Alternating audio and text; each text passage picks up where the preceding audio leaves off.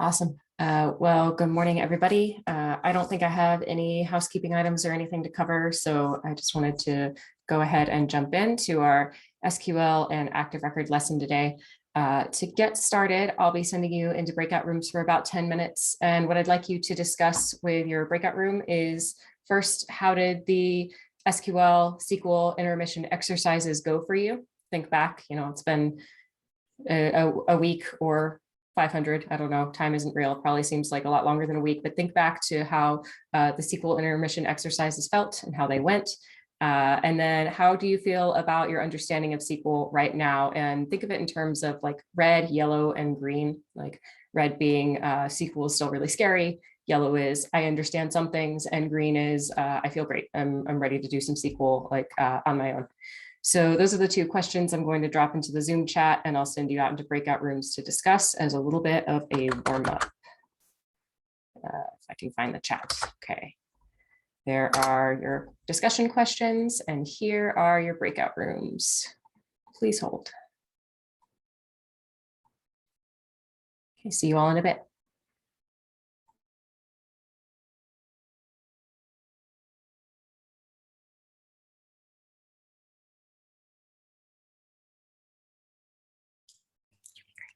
Thanks.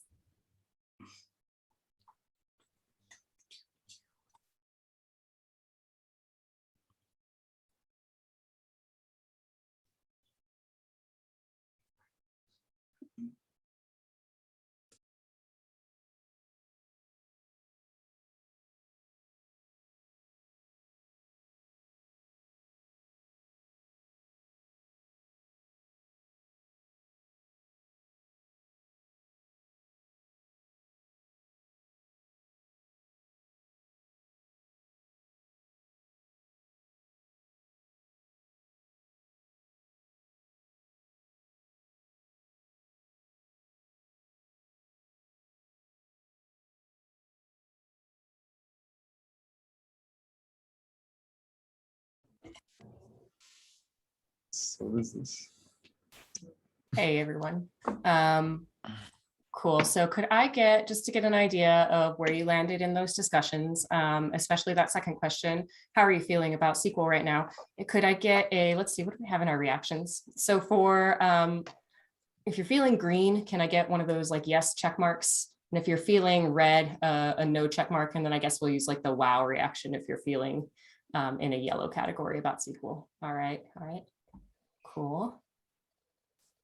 A few different ones, got a couple of yeses. Ta-da.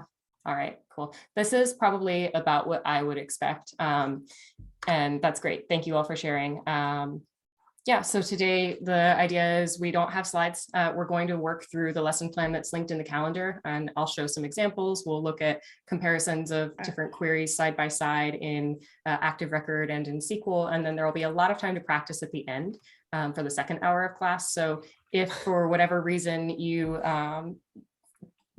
you can't keep up to follow along, or like I go a little bit too fast, or something's going on with your environment, that's okay. You can follow along in the lesson plan or just watch whatever works for you. Definitely let me know as we go if you have any questions, but yeah, the idea here is we want to give you lots of time at the end of class today to practice this.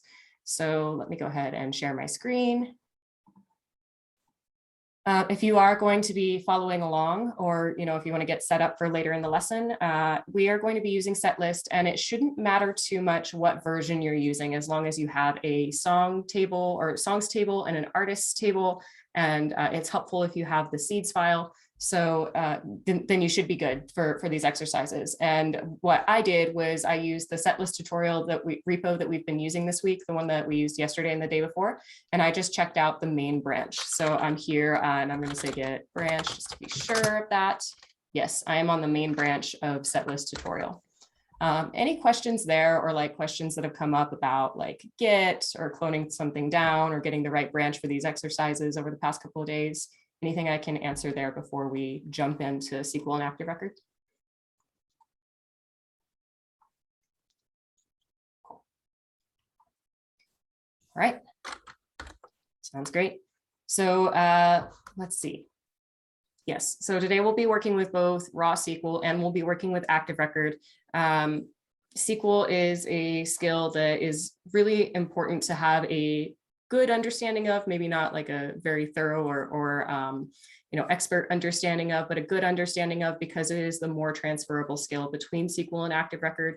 ActiveRecord utilizes SQL and makes it easier to work with SQL in our Rails apps.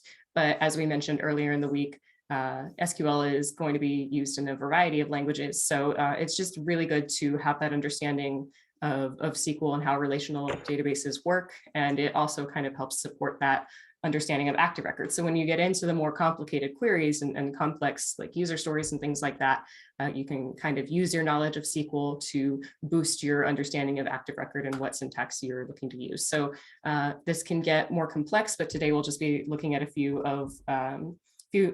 like introductory examples side by side. So to get started with SQL, I think I'm going to make this bottom terminal where I'm going to be running SQL commands, and I'll run ActiveRecord in the top one up here, and we'll see like kind of the comparisons. So to get started writing raw SQL in my terminal, I'm going to run Rails DB console, and this is all one word, DB console without a colon. And this will drop me into an environment where I can write raw SQL. And once I'm here, I can do I believe this is a backslash, the one closer to your shift button, and an L. And this will list all of the databases that I have available that I can connect to. And conventionally, we're looking for the name of our app with underscore development after it. So I'm going to connect to set list development. And I'm going to do that with a \C for connect, set list development.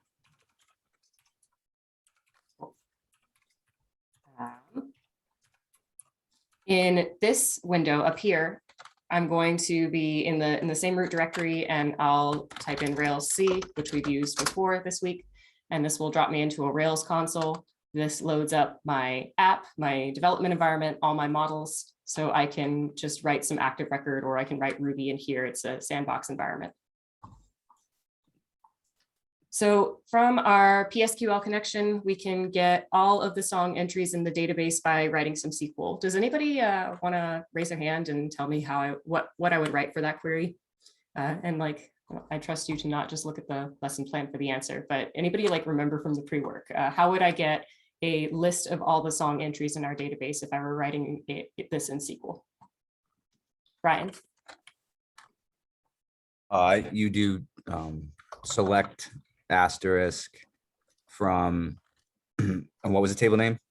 Let's get everything from songs. So then songs there. Yeah.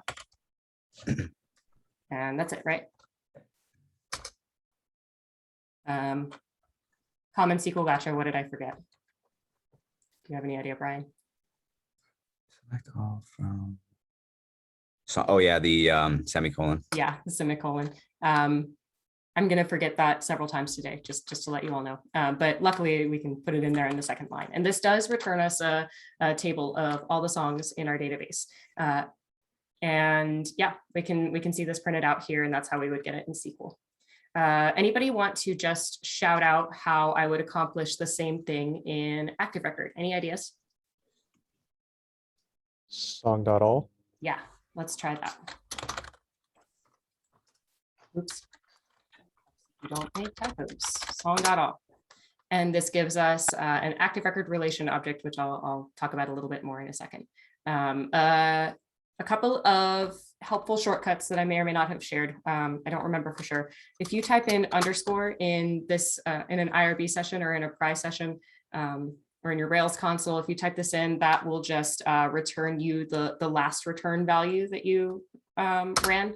So if I do that, it will return to me what I got for song.all. I could save this to a variable like songs equals underscore. That's a really handy shortcut. So another one that is useful is if we have this kind of like big chunk of text and we want to look at it in a prettier format, we can use this command pretty print or pp. And then we can like pass it whatever we want to pretty print. And that can give us like a nicer list that's a little bit easier to read. So just a couple of helpful tidbits there. Okay. Cool. I see it looks like maybe a couple of people are having some issues getting to this point. And it's totally okay if you can't follow along with this. We'll take some time in a few minutes here to troubleshoot and get everybody set up to do some practice. All right, so where was I?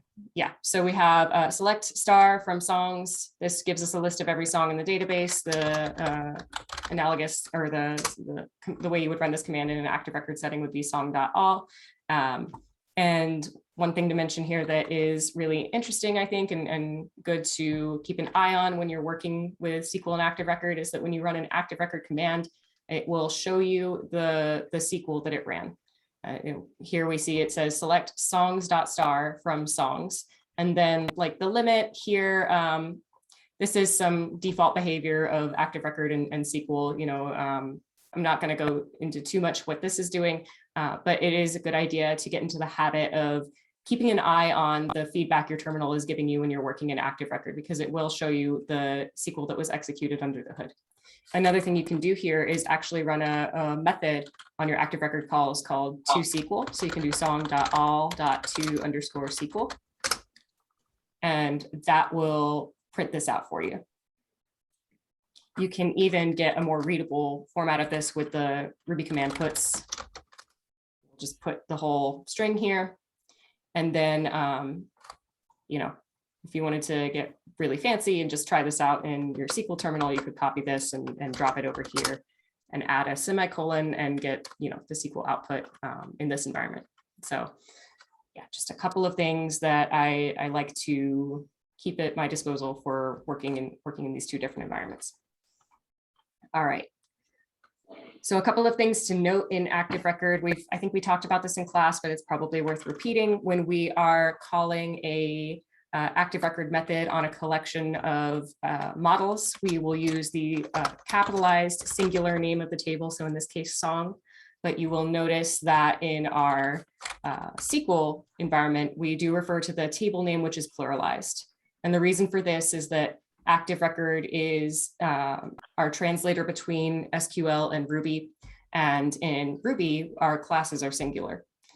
So the model name is singular. And when we call song.all, we make sure that we use that sometimes. We also don't have to write a from clause in Active Record. You'll notice here, like in SQL, we have to specify what table are we selecting these things from. It's just part of what SQL needs to know. But in Active Record, it will infer what table we're trying to select something from by the class that we call it on, or by the model that we call it on. So if I type artist here, and then I chain on some Active Record logic, it will know to start at the artist table. It will also, our Active Record will also assume by default that you want every column back. It'll assume that you're using this like a star in SQL. And a star or a splat or an asterisk, it means everything. Select everything from songs. Okay. I think that's all I have for that very first part. Let's move on to selecting something a little bit more specific. So what if we don't want to get everything back? What if we don't want to actually select everything, every value for every song column? We want to get like a title back or something like that. This is where we could use, actually, I'll open it up again. Anybody remember, what if I wanted to just get back the titles of all the songs in my database in SQL? Any ideas? What query would I write here?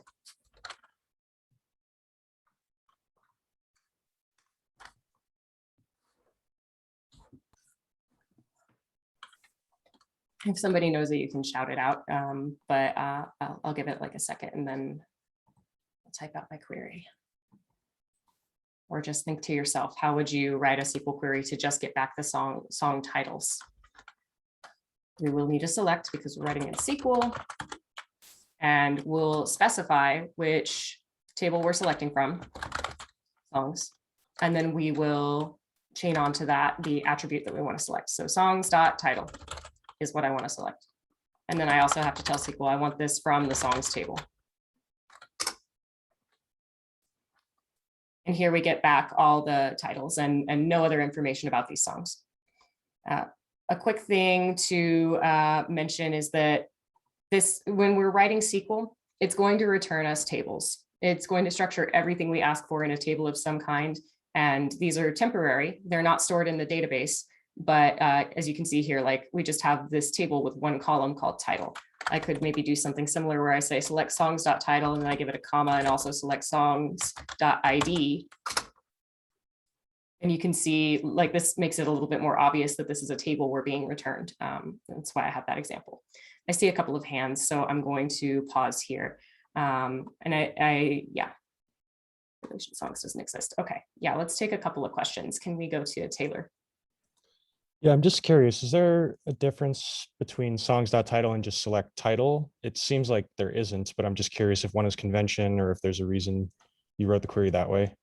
Good question. Let me go ahead and try that out and make sure I understand your question. So what if we said select title from songs? Is that what you were getting at? Exactly, yep. Oops, I don't think I spelled that right. Let's try it. So select title from songs will also work.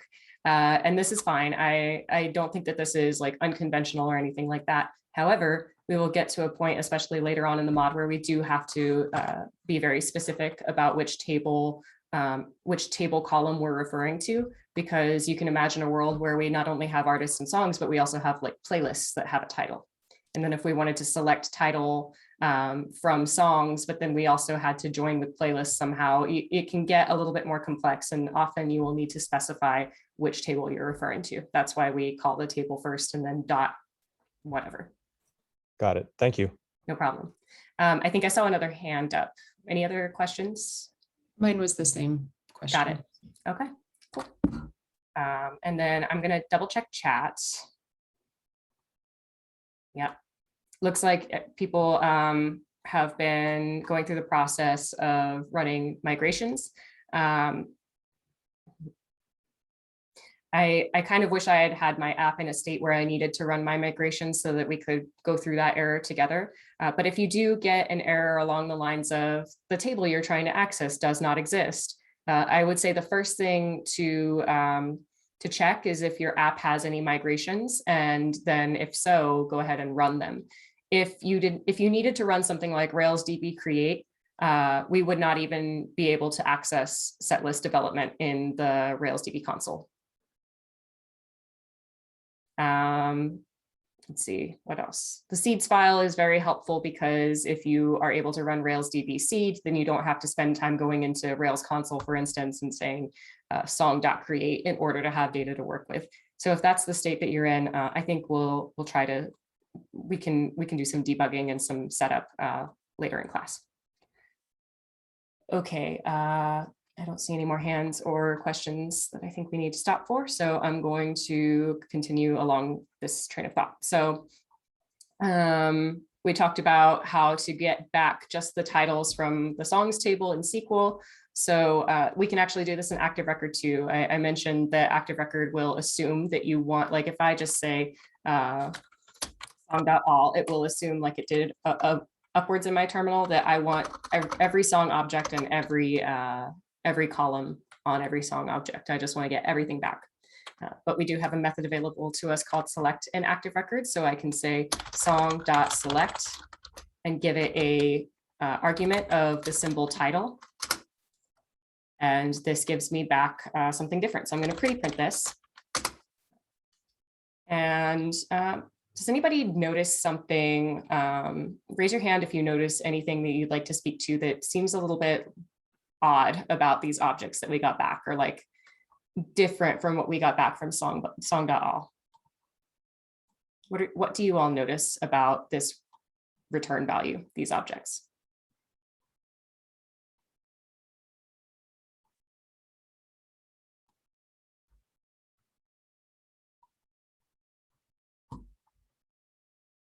Yeah, Corinna. The ID is nil.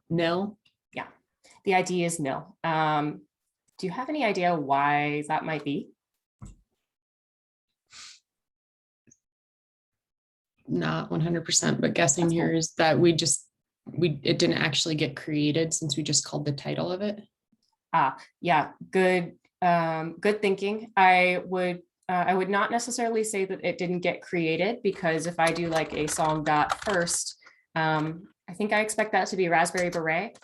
And it has like an ID for this song exists in the database. So it was created and persisted to the database, but you're correct that we didn't include ID in our query. So we wouldn't expect the object returned to us to include that information. Does that make sense?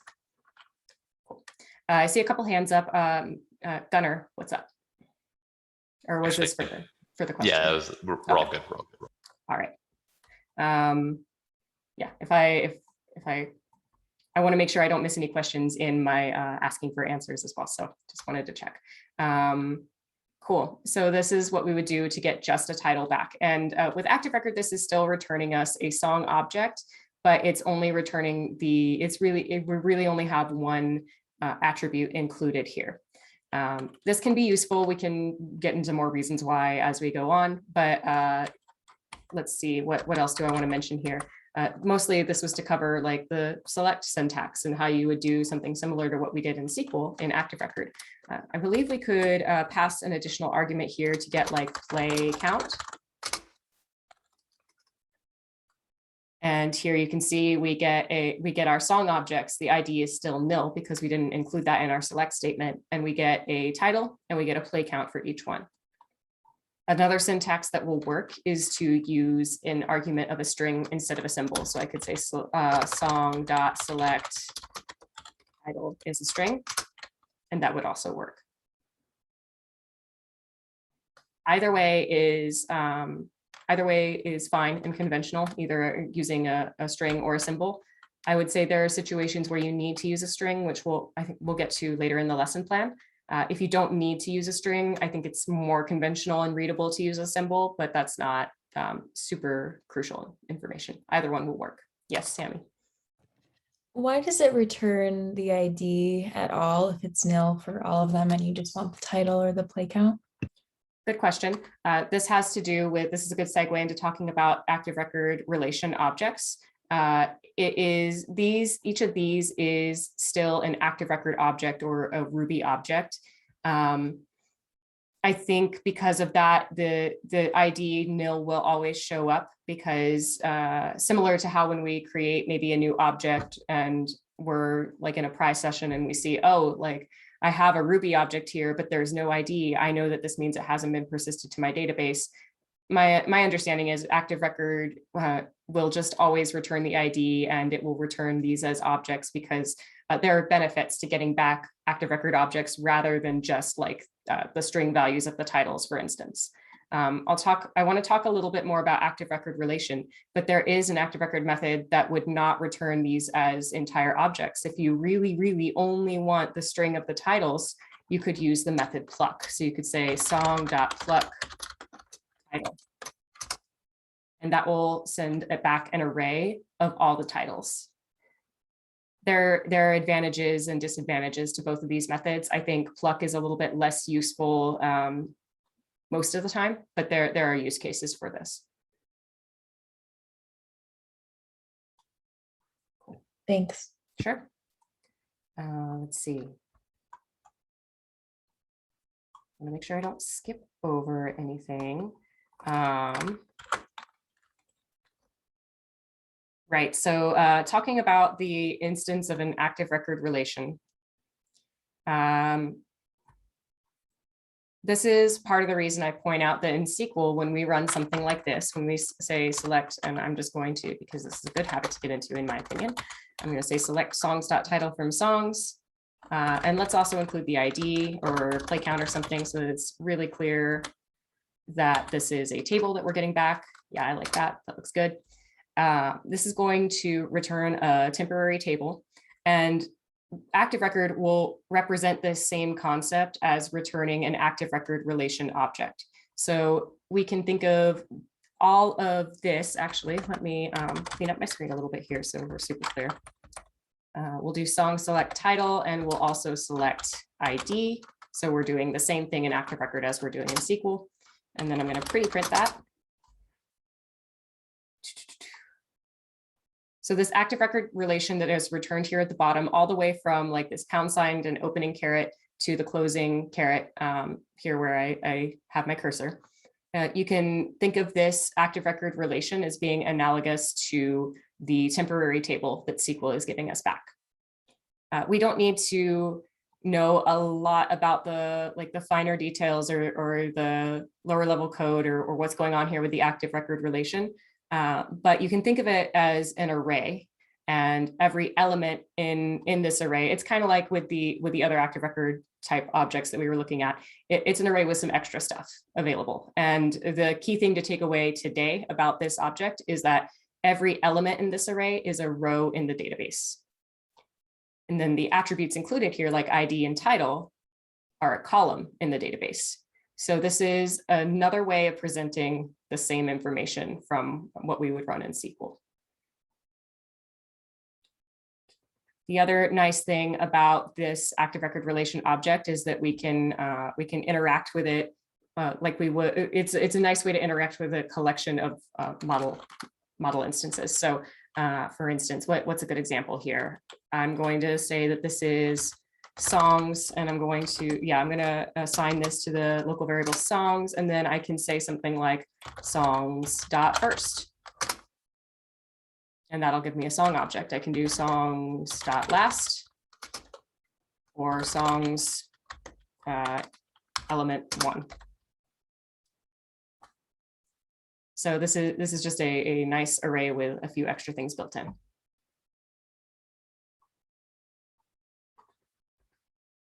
Okay, we talked about pluck. I'm going to move on to selecting specific rows now, which is getting into a little bit more complex like filtering and retrieval logic. Any questions up until this point that are coming up for y'all?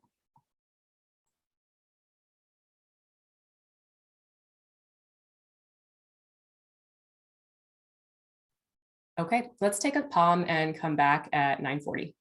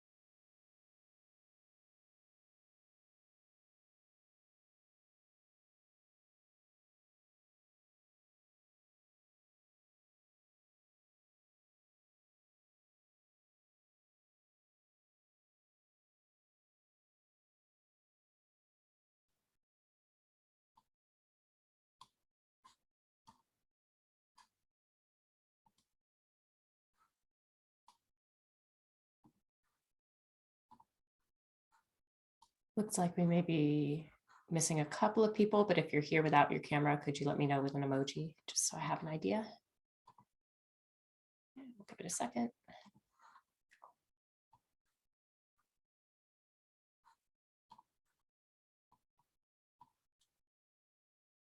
All right.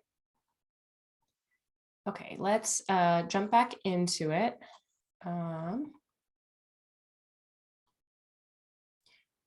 So moving on from these examples, this is great, but what if we want to filter the results that we're getting back in from these queries? What if we want to get back only specific results? Maybe, for example, we want to find songs with a particular title.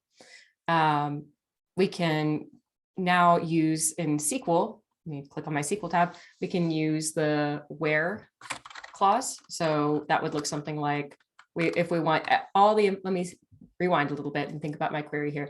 If we want all the column data for a song where there is a match with a string that I'm going to provide, then that would mean we would want to select star from songs. And we would say where songs.title equals something. So I think we have bad guy.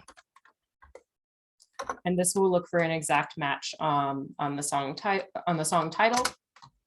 And it gives us back this one row.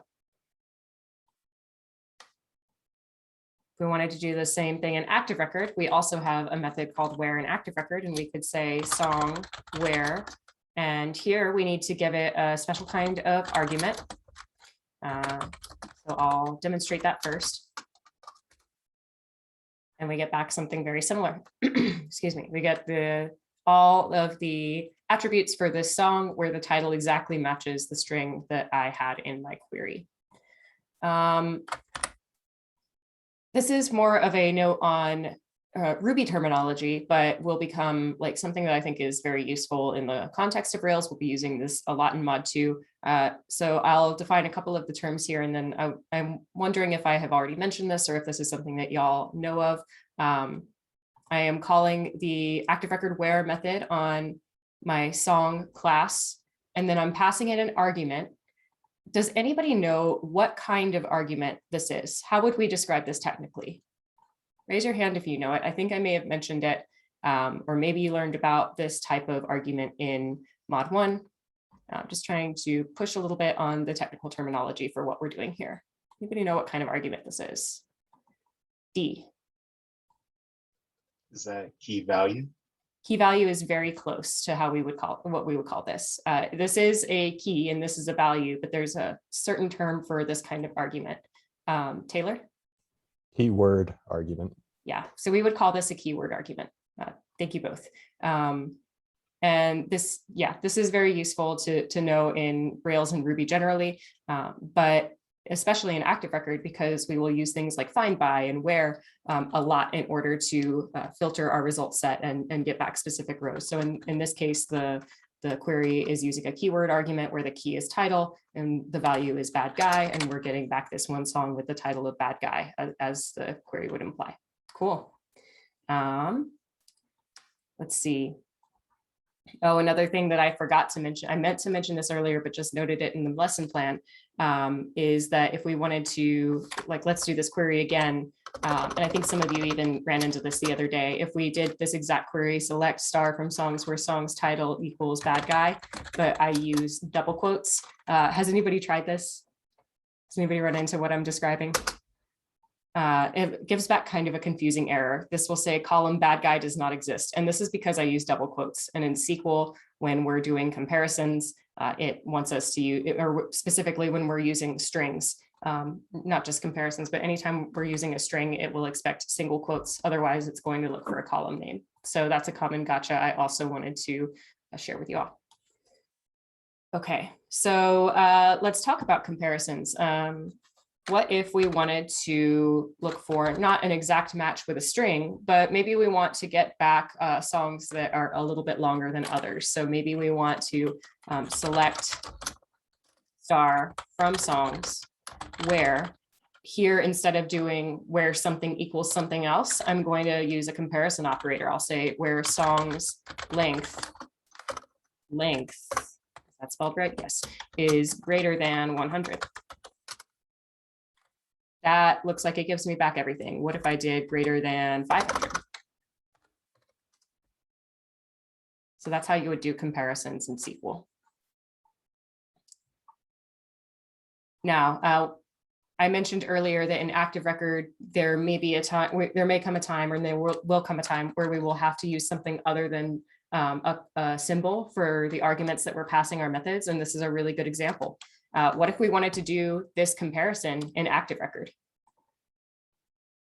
Think to yourself for a little bit if you've ever seen this done in ActiveRecord or something similar done in ActiveRecord, and how you would accomplish that before I type it out. I won't call on anyone because I don't think we've covered this, but just stretch your brain a little. How would you accomplish this in ActiveRecord? And then I'll type it out here in a second.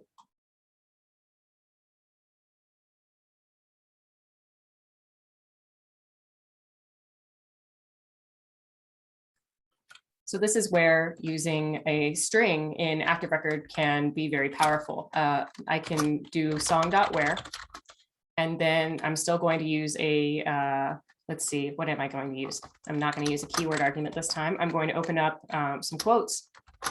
And this is actually going to insert some SQL into my ActiveRecord statement.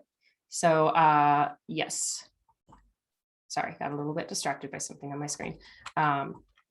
We will sometimes need to explicitly include some SQL, a SQL snippet is how we would refer to this in conjunction with our ActiveRecord query to accomplish what we want. So if I were to do this exact query in ActiveRecord, where I'm selecting songs where the length is over 500, I would say something like select songs where length, and then this is the same as the SQL syntax.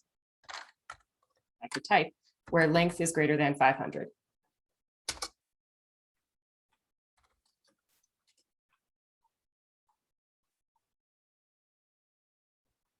A more common syntax that you may see for this sort of thing is rather than putting this value directly into the SQL snippet string, there will be a question mark, which is a placeholder. And then the second argument that we put here would be the actual value that we want to replace that placeholder question mark with.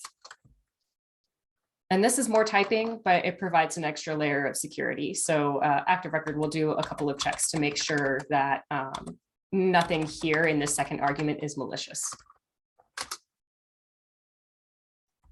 So that's the syntax that you will probably want to work towards and get comfortable with.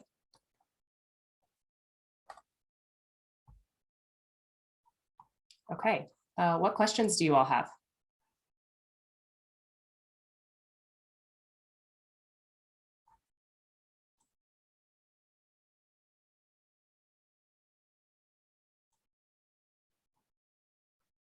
Oops, didn't mean to do that. Brian. Could you just please go over again the benefit of switching from song.where length is greater than 500 versus the question mark with, that's sort of that separate parameter? Absolutely. So this will work. This is just fine. And you're just inserting the SQL snippet into your ActiveRecord query. It'll get you the same result. And it, in mod 2, if this is what you're using and you're hard coding in the value here, maybe this is coming in as a parameter and you can interpolate something here like params length. I don't have access to this, so I'm not gonna run it, but you could see like that would be fine. And we wouldn't consider it unconventional or anything. But the advantage of having this placeholder in the actual SQL snippet and then passing the where method and another argument of like the integer 500 is the ActiveRecord is really smart. And if you think back to when we introduced databases and ORMs, one advantage of having an ORM, especially having ActiveRecord, is that it does some security stuff for us. One of the most common attacks that Rails developers are going to be concerned about would be SQL injections. So if a malicious user has a very good idea of how SQL works and can figure out like in their own time how they think that our database might be structured. They could try to submit forms or put data into our application that would include malicious SQL. So by passing this as a second argument that will take place of the question mark where my cursor is right now, ActiveRecord is just doing some magic that will make sure that this isn't going to like drop all the tables in the database or anything like that before it puts it into the SQL snippet and runs the query. Does that answer your question? Yes, thank you. For sure. Other questions? Michael.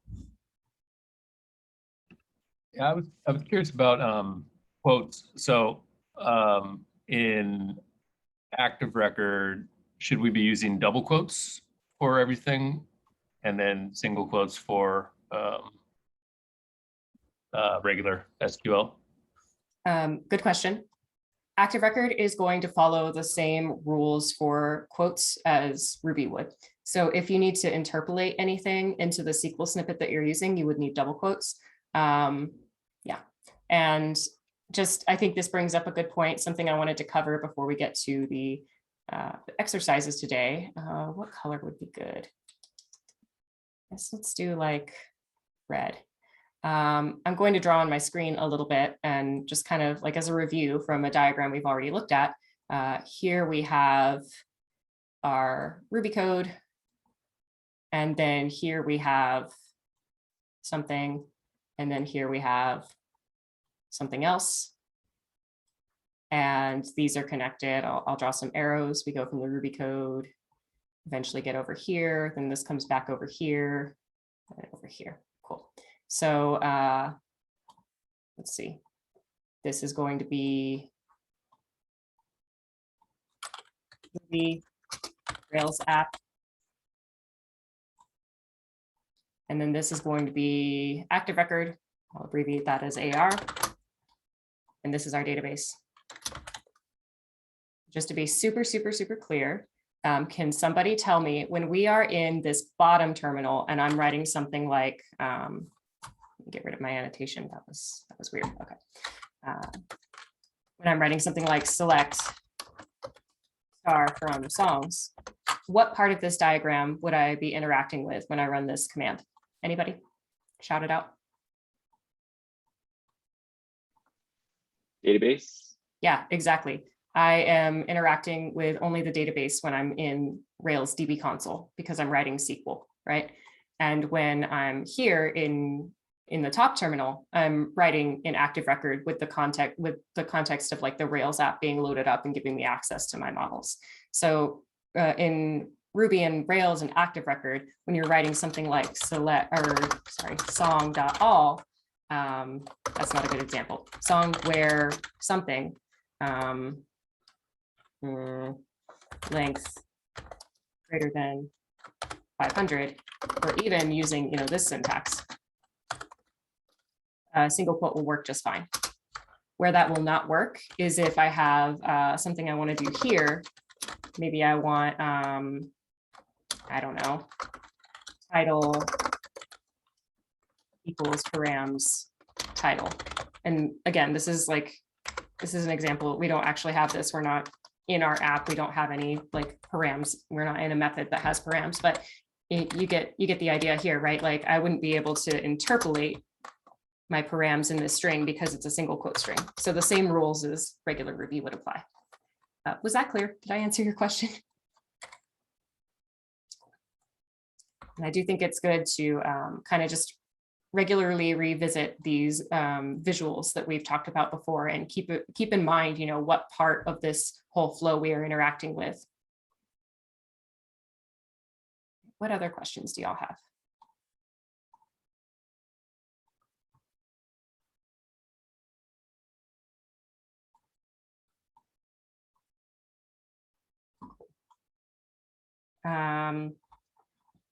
I'll briefly go through this section in the lesson plan about ordering rows and limiting rows. Well, maybe not. Maybe we'll I want to be sure that you all have some things to explore in your practice session today, like in the practice time that we have. But I think ordering is a good one to know about. So imagine a world where we need to get the songs ordered by the title alphabetically. So in SQL, we could say something like select star from songs, and we can use the order by syntax. And I'll just say title to get us started. Select star from songs, order by title. And this will order them as you see here. A couple of interesting things to note are that it'll start with the numeric values, so like 26. And then the last two songs we have here start with B, but this is case insensitive, or case sensitive. So the lowercase b's are going to show up after the uppercase letters in the alphabet. And there are some ways to get around that, but I don't want to give you all the answers. In ActiveRecord, we would have a very similar syntax. Instead of using order space by, we would say song.order. And I don't know if I mentioned this today in class, but I'll just in case this is getting confusing for anyone, song.order would be the same as calling song.all.order. So when we call the song class, the song model, and we say .all, that's pretty much the same as saying select star from songs. But we don't have to include that .all. It is implied, so it's okay to just say song.order or song.where. So this syntax for ordering the songs by title would just be to pass it the column name that you want to order them by. There are a couple of different ways to add to this. You could say song.order title. Let's see, title, and the syntax is a little bit different here. Now I'm using the keyword argument syntax, but I'm passing it a symbol of descending, and that will work. Now you see, you can probably tell that the order is reversed.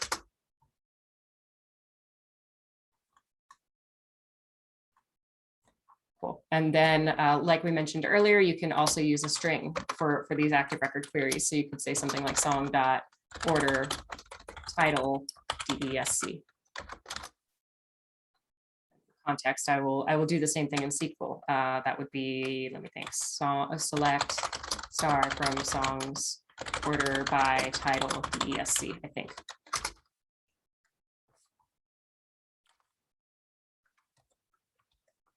What's the command to jump to the beginning? That works. Pretty print. Yes, Marla. Does the security thing, does that include like any string argument that you may pass in? So when you're doing the order as well, is it preferred that we use kind of the key symbol, the keyword argument there as well? Good question. As far as I know, the main time that would really be a concern would be when somebody can actually manipulate the SQL snippet that you are providing. So an example would be song.where something equals, and then you would put whatever here. You could interpolate this from like a params object or whatever. If you kind of follow this train of thought, you can think about how a user would be able to provide you with some input or some feedback that would get interpolated here. And that's when that would be, in my mind, or as far as I know, the most important place to like double check. Maybe it's coming into the method through the params. You would want ActiveRecord to double check for you that it's not malicious. All that being said, it's not something we need to get super hung up on in mod 2.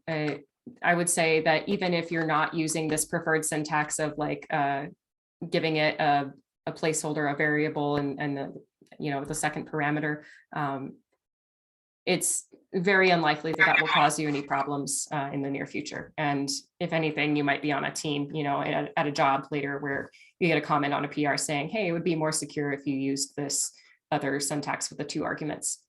So I mentioned that because it's a syntax that you all will probably run into and see out in the wild a lot, but you don't need to worry too much about security in mod 2 or really in Turing. If anything, that'll be a subject that you might get into more in like mod 3 and 4. Okay, awesome. Thank you. Sure. Any other questions?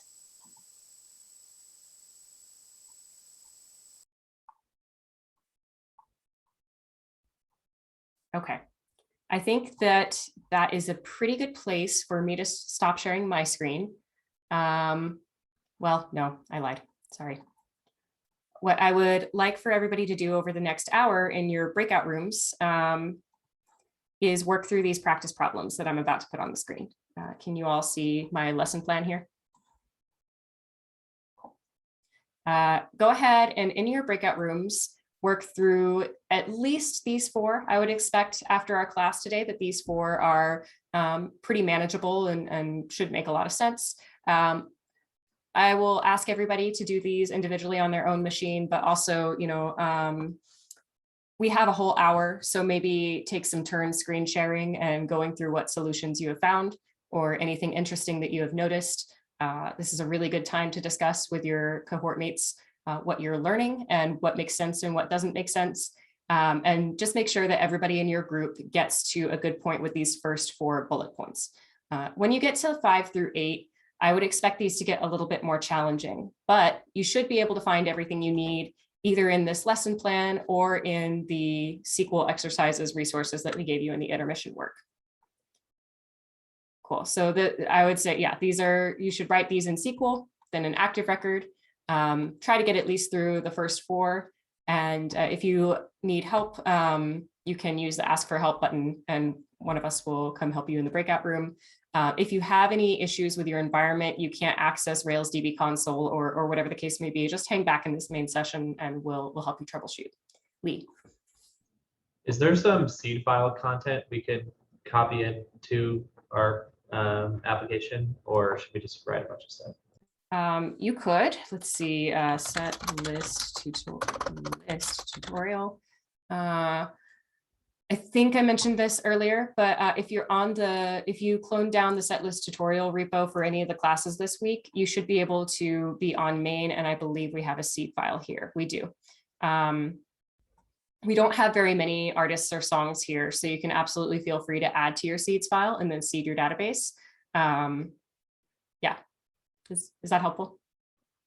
You could even copy and paste this if you just want something to get started with, and I will put this repo in the chat for anybody who does not have it yet. I think I probably have more in my database because I just have some records left over from another version of setlist. Cool. Any other questions about what I'm asking you all to do before I open up these breakout rooms?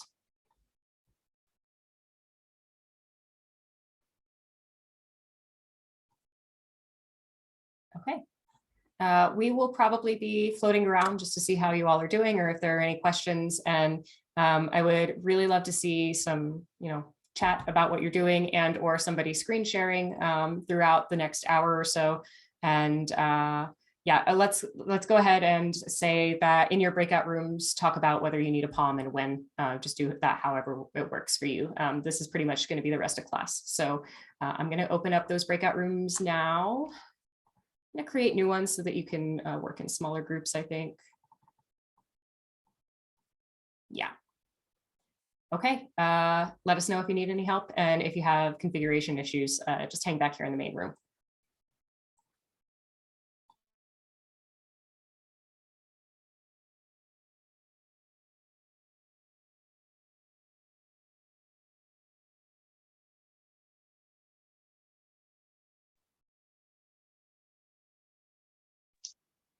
Hey, I didn't catch how you accessed the database for the Rails DB console. Sure. Do you want to share your screen?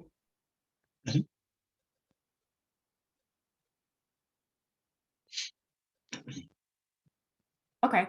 So you're in Rails DB console, and you're looking to see which databases you have available to connect to, right? Yeah. Okay.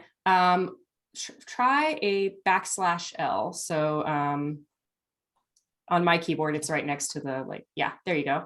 So then you have setlist development here. I think you should be able to just do a \C for connect. \C. Mm-hmm. And there you go, setlist development. And I think that you could pass it any of these. You could say \C and then the name of any of these databases. But I think because of the the directory that you're in, it knew that you meant you wanted to get to set list development. It just assumed that. Gotcha. Cool. Is that all? Yeah, I think I'm Cool. good. Appreciate All it. right, no problem at all.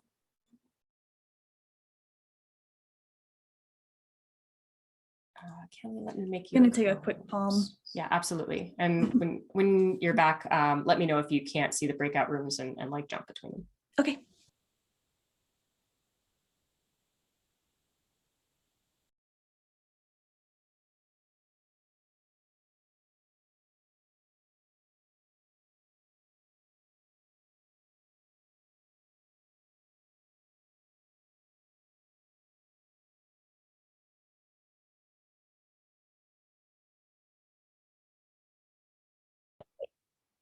Chicken fried and all the songs.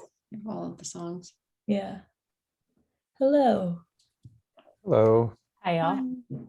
Just stopping by to see how it's going. Yeah, about where in this activity are y'all? I'm on 6 right now. Cool. 7. Yeah, I'm on 5. Very nice. Any like questions or interesting observations that y'all have come up with? We were Yes, talking about question. Lambs or sheep. Okay, what's your question, Taylor? I missed I missed your answer to Brian's question, and we were discussing it, but I just wanted to be 100% crystal clear. Is the rationale for writing a query this way because the, I guess, argument is abstracted out from the query string, so this query is safe from SQL injection? Is that a fair statement? Yeah, I think that's pretty accurate. To build on that, what I would say is with this, like this is part of the active record domain or domain specific language, or like a nuance of active record, that when you pass it another argument inside of that where method call, if you pass it another argument outside of the SQL snippet, it can do just a check or two to like some basic checks against malicious code. I can't really speak to the details of how that works, but it's a reason that you would see this more commonly than just like directly interpolating into the SQL snippet. Got it. Okay. Cool. Yeah, I was still just struggling to wrap my head around that even after we had discussed it as a group. So I just wanted to run through it one more time while you're here. Thank you. Sure. And it's not like super critical knowledge, just a little bit of context for like, what is this weird like caret question mark thing that I keep seeing in SQL, in active record examples and SQL snippets. So yeah, that's kind of why I brought it up. Great. Thank you. Sure. Anything else? I don't think so. Cool. No,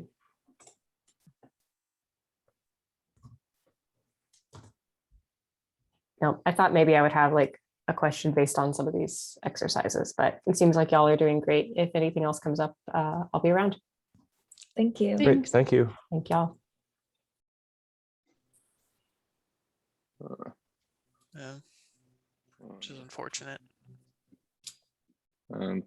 We have not gotten that far, so maybe I'll figure that out later.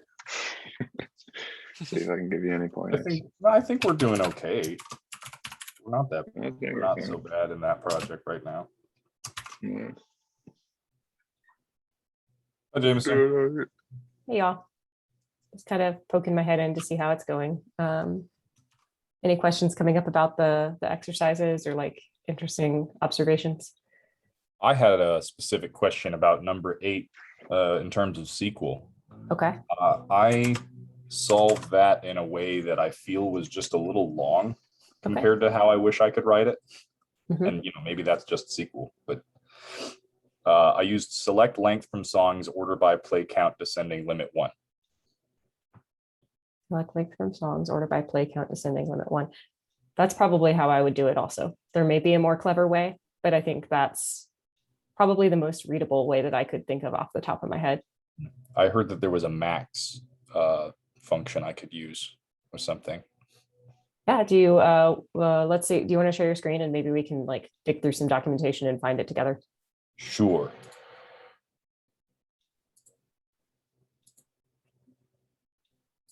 Cool. Let's see, So did work there. select length from songs, order by play count, descending, limit 1. So let me think about this for a second before we jump into docs. We are only concerned with getting the length. So select length from songs probably isn't going to change. What we're really looking to replace is the order by play count descending limit 1. And that sounds like something that you were saying we could maybe do through Max in SQL. So why don't we Google that? Why don't we Google SQL Max and maybe even like aggregate? I'm not sure if that's min and max functions. That's probably where we want to look.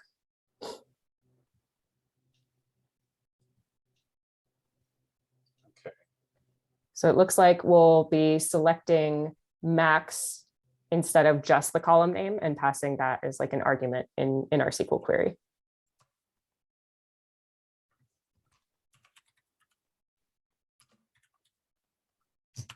And then what was the thing? It was length, play count. It was by the most plays.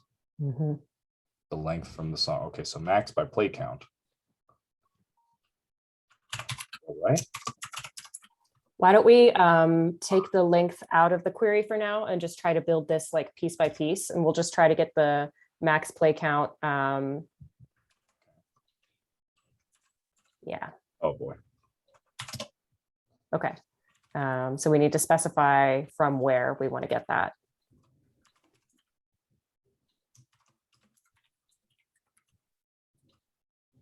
Where condition.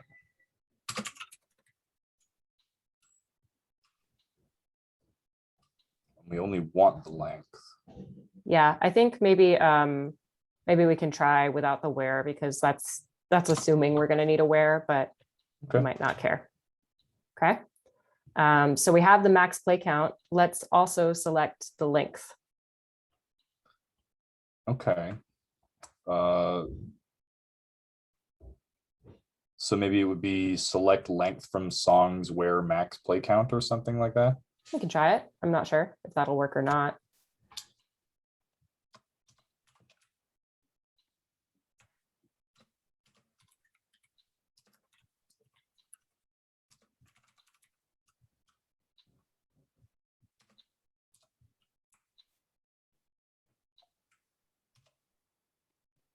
Aggregate functions are not allowed in where.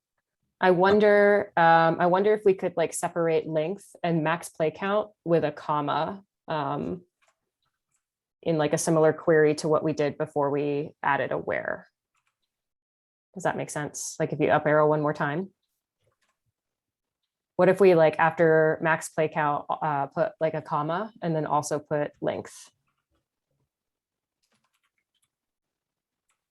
Like that? Mm-hmm. Nope. Song's length must appear in the group by clause or be used in an aggregate function. So what this is saying here, excuse me, is that let's see. It's interesting to me that it can just select the max play count, but it can't select the length and the max play count. So what if we, to try to get closer to what it's asking for, if we up arrow and then explicitly say, select max songs.play count, comma, songs.length. I don't know if that will actually fix this error, but we can try it. And then what was the second part of that you were saying? Yeah, so exactly like we did with songs.play count, we're specifically saying, hey, I want the play count from the songs table. Let's do the same thing with length. So we're also selecting songs.length from songs. Okay, so length. Yep. And so just songs.length after that. Mm-hmm. And then we'll need to tell it to select it from the songs table by saying from songs. Okay. Yeah, so we'll get into this more later in the mod, but this is kind of what I figured we might run into. When we're using something like max, there are extra rules of stuff that SQL is going to be looking for, like specifically a group by clause or an aggregate function. And when you're using something like max, it wants to also be grouped somehow. Like I said, we'll get into it more in a more advanced lesson. So feel free to like keep playing around with this query and see if you can maybe do some research and get it to work. But I think that your first solution is probably more straightforward for what we've covered so far. It used everything I saw in the lesson. So yeah, cool. That's what I would kind of expect for these. All right, thanks. Sure. Anything else I can like take a look at for y'all or help out with? Anybody else? No, not at the moment. That was 8 was my only question. Cool. Thanks, y'all. See you in a little while. Thank you. Thank you.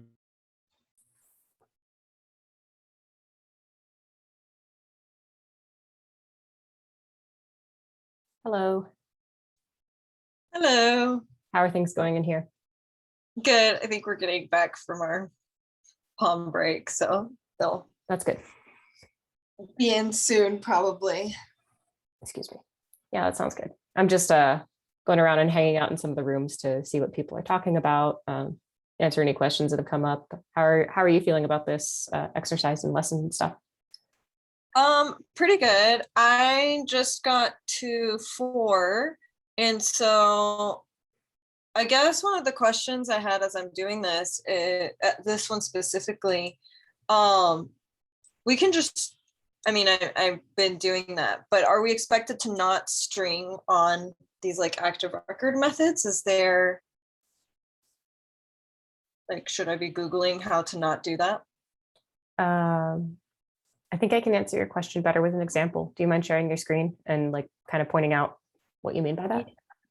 Thanks. Yeah.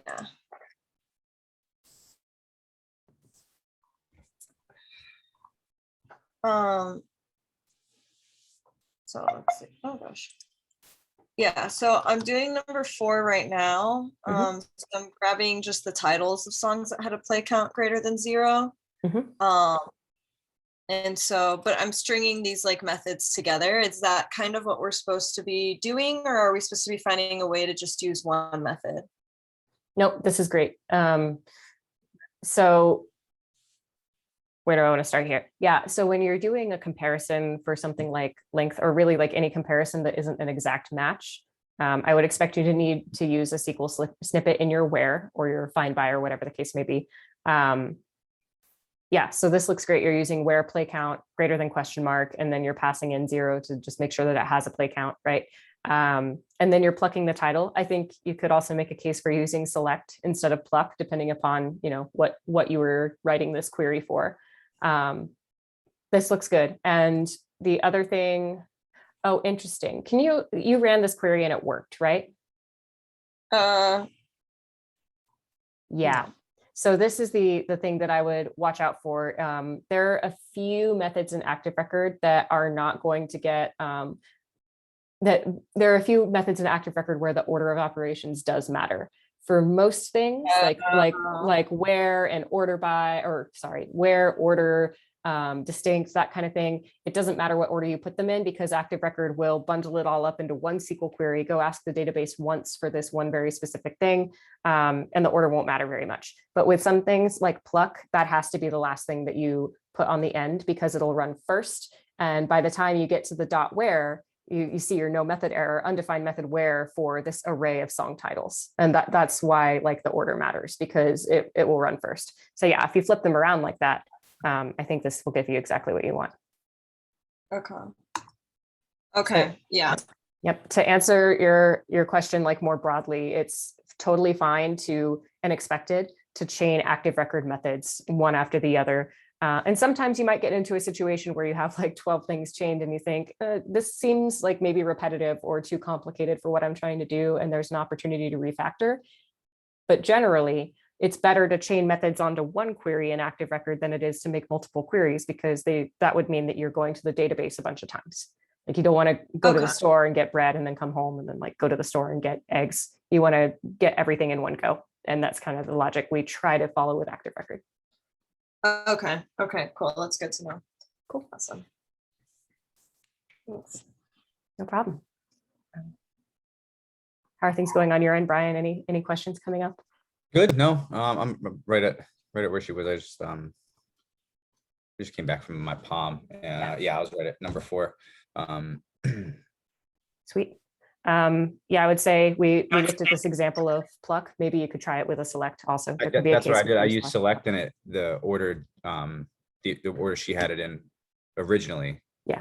And it worked for. Mhm. I guess the only thing I have a little question about, like it's coming back like where pluck is just the titles, and then if you use select, it's the object with just the column.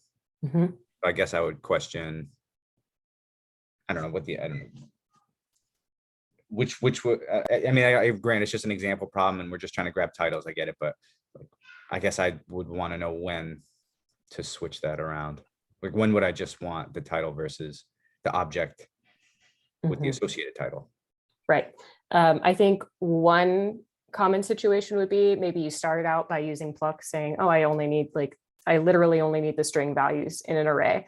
But then maybe the query becomes more complicated. Maybe then you need not just all the names of the songs in the database, but then suddenly you need, oh, I need the songs where this artist has a certain amount of play count and this, and then I need to join it with this other table, which we'll get into later. And there's all these different data points, and like just calling pluck in the right place where the query will actually run becomes complicated. And or maybe there are advantages to using an entire object later on. Like maybe you're only concerned with the title column, but you could always like compare that active record object to another object somewhere else or something along those lines, or maybe see if it's included in another relation. And that's not something you would be able to do with only the value from that one column. So it really depends upon whether it would be advantageous to have access to an active record object in your query. And I think that will become more apparent as the queries get more complicated in Mod 2. I would say that select is generally more useful than pluck, especially when you are like joining multiple tables together or executing really complicated queries. Okay. And do you ever find, not that, I mean, I certainly want to, dive more into SQL and get, more proficient with it. Absolutely. But on some of the more complicated ones using Postico, and where it's sort of on the bottom there, it generates your, you want to grab this column and this column, and it'll show you exactly what your SQL command is. Do you find that to be useful in the beginning, or is that sort of a hindrance? That's an interesting question. I haven't really ever made that part of my process or like tried that out. What I would recommend mostly for the learning process is if you have a complicated query you're working to solve, I would recommend trying to solve it without that kind of a tool first and try to piece it together. And then if you get stuck, like if you've been working on it for 15 minutes and you haven't gotten anywhere, then that might give you an interesting starting point. I think sometimes those auto-generated SQL queries from different pieces of software and even from like ActiveRecord can be maybe more verbose than they need to be. Maybe they're not perfectly accurate. So I would expect you to have to workshop it if you started from that point, but it could be like a good tool to get you past the point of being stuck. Mhm. Okay. Awesome. Thanks. Sure. Hi, Dane. I was just popping in to see how things are going. Are there any questions coming up for you that I can answer before I hop out? The only question that I really had was like, how would you explicitly define limit? Like what limit does? Like how would I describe that in English? Or like, are you asking more about syntax? More about just like kind of a literal English definition for it. Gotcha. So maybe a real world example that could be useful is, let me think about this for a second. What would make sense?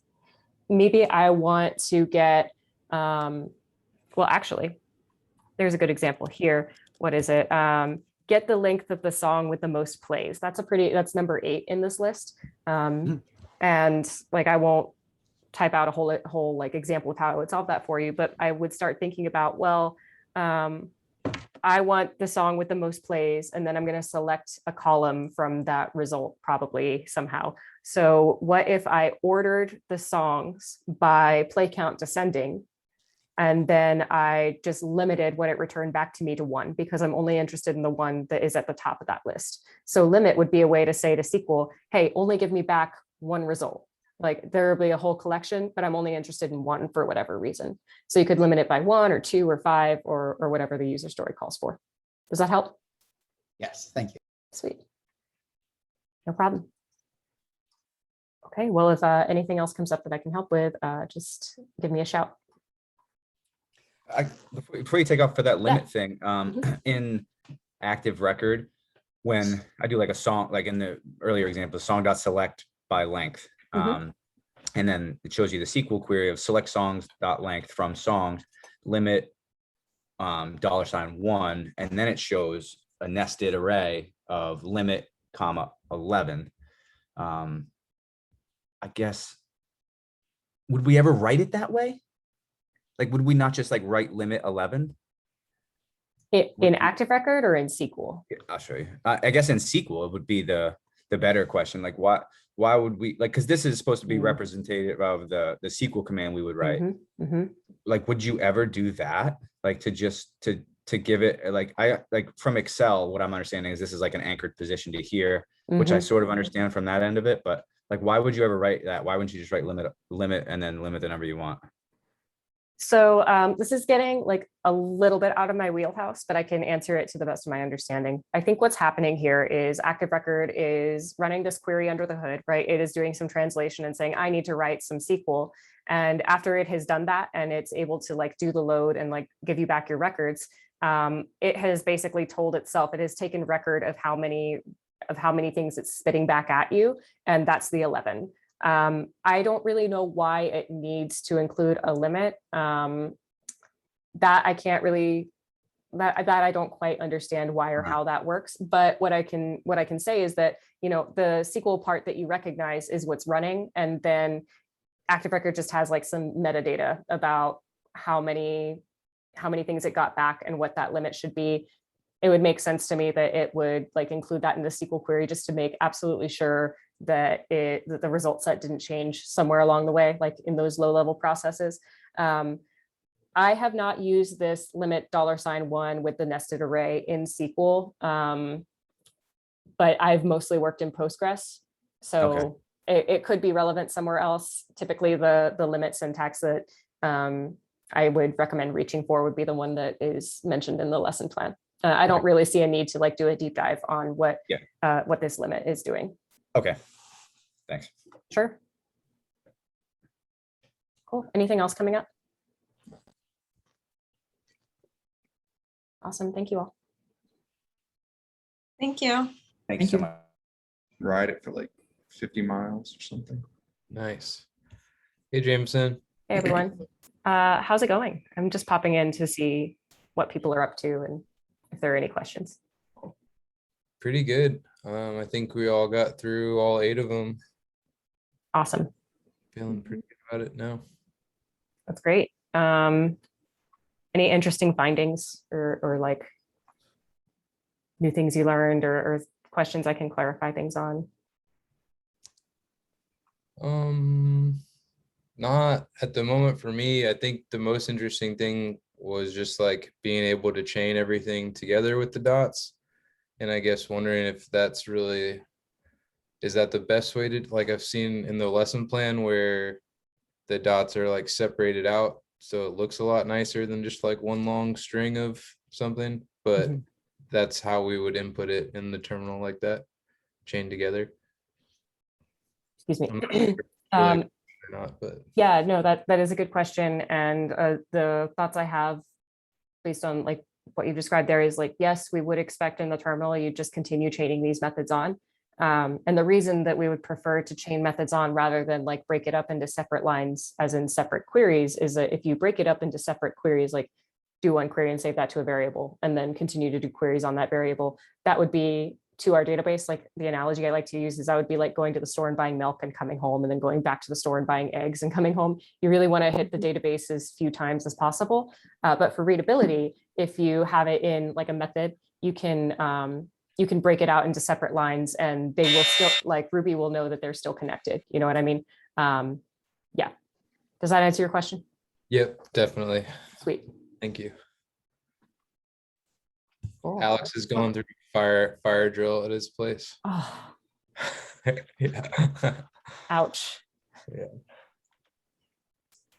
Good luck with all that. Do they just like tell you to stay in the building while things are loud, or are you supposed to be evacuating right now? No, it's not like they're just testing that it works. Oh. The system. Yeah. Fun. Oh, no, I'm sorry. You're the one who has to listen to it. Cool. Well, I'm going to hop to another room, but if anything comes up, y'all let me know. Thank you. Thanks. Thanks.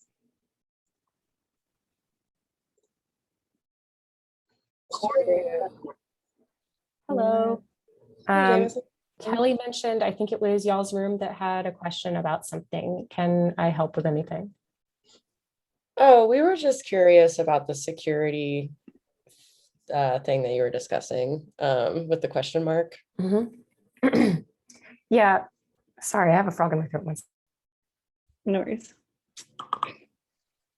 I have a cat on my head. So cute. Yeah, so I bring up that syntax mostly because it's something that would be common to see if you're like reading somebody else's active record or somebody else's SQL snippets, etc.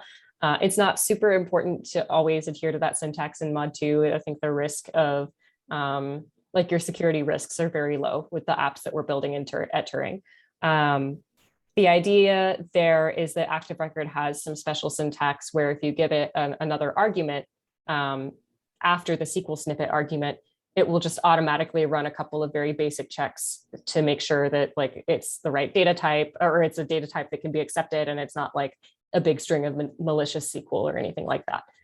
We talked about how an advantage of having an ORM is that it can protect you against common attacks like SQL injections and the requests that are coming to your site.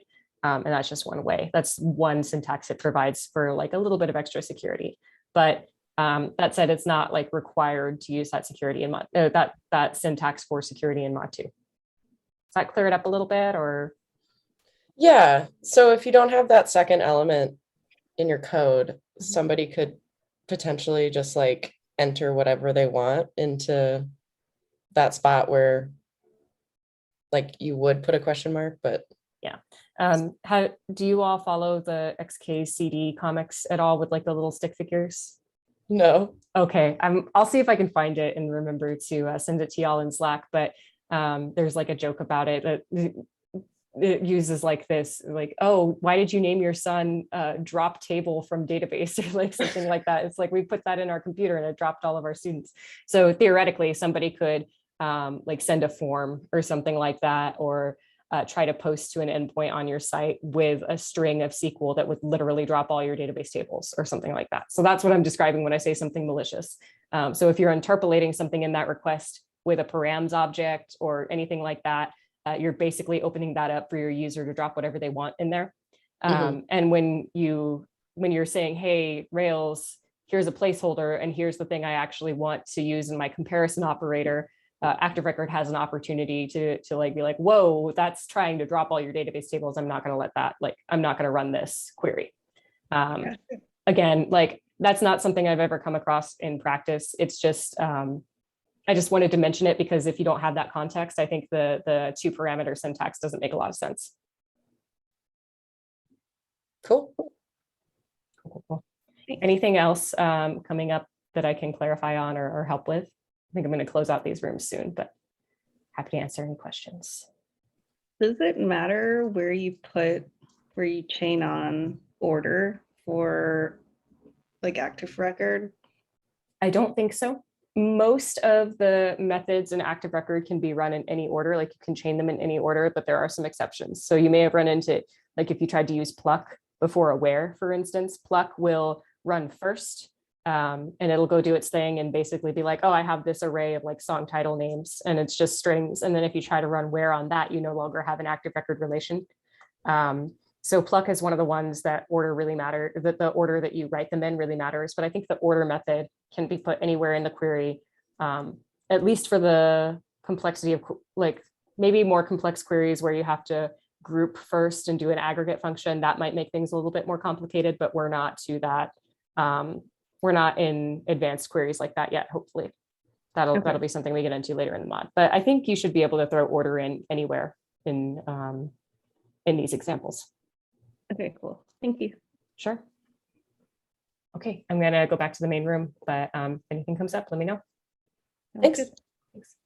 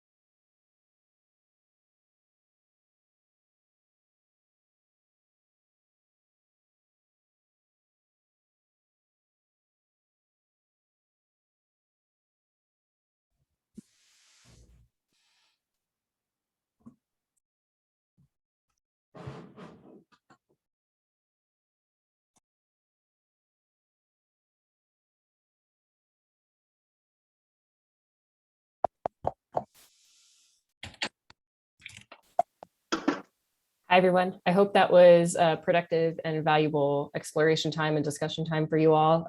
If questions came up, that I would expect that. We don't want everybody to try to be a SQL and ActiveRecord expert in the span of a week. And we will have more advanced lessons later in the mod about, just more complicated stuff you can do with both SQL and ActiveRecord. Let's see.